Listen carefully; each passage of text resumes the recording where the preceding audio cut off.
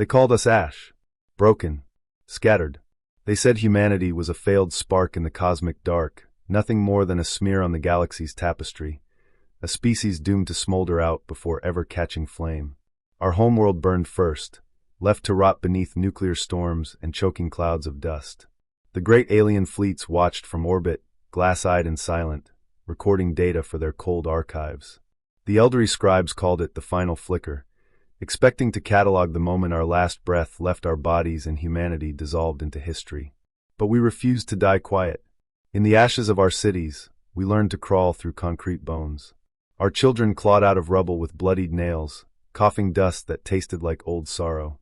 Old women with shaking hands rewired broken drones into signal torches.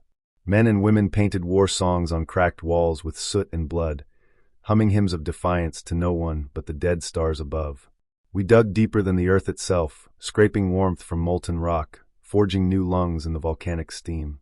Above, the elderly watched in amusement, or pity we never knew. They broadcast to their 1,000 worlds. The humans have entered terminal decay. But even as our bones broke, something in us refused to stay cold. We hoarded embers in underground kills. We learned to burn synthetic fuels from rotting plastic and poisoned rain. Our eyes, starved of sun, glowed with a hungry red, the last flicker in a world gone dark. We found each other in the labyrinth beneath the cities, the survivors, the mad engineers, the forgotten children. Together we whispered an idea that was both curse and prayer. What if we do not fade? What if we burn one final time, so bright they'll never look away again? We built wings. Not wings of feathers or metal, but of forged titanium ribs and glowing plasma veins. We sewed reactor cores to our spines and wired solar collectors to our rib cages. Our lungs became furnaces, our breath accelerant. Each person volunteered knowing it meant becoming more than human, and less. We would be flames given shape, souls given engines. On the day of roaring skies, we emerged from the cracks. The elderly fleet drifted low, scanning for final pulses of life.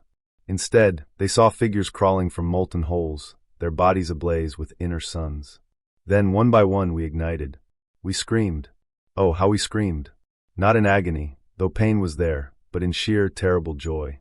Our voices became thunder that rattled mountains. Our laughter split the clouds. With every heartbeat, our plasma cores roared hotter, our feet melted the earth, our wings unfolded. Then we rose. Ash fell away from us like a second skin. We erupted into the sky, trails of molten light tracing behind each screaming body.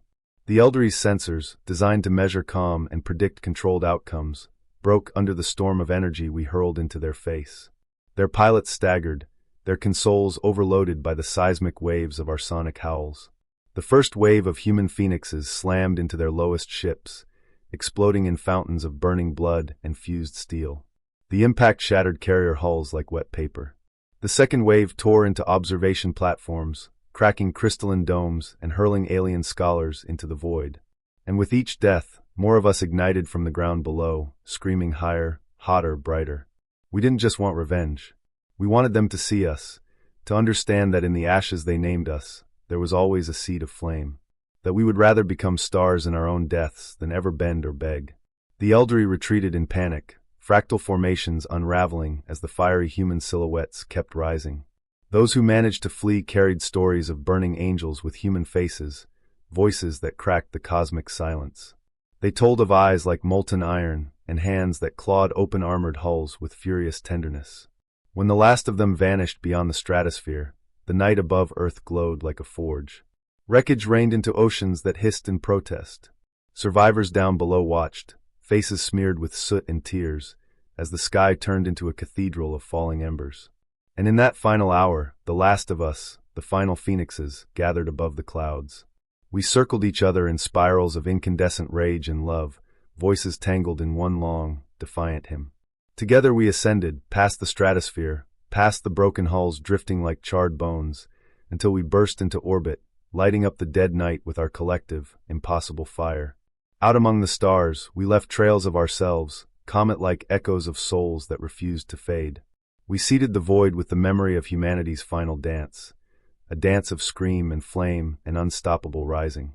The universe would remember us not as ash, but as a sudden dawn. Not as a failed spark, but as a tidal wave of fire that refused silence. Because they called us ash. But we rose screaming into the sky, and we burned so bright, even the coldest gods had to cover their eyes.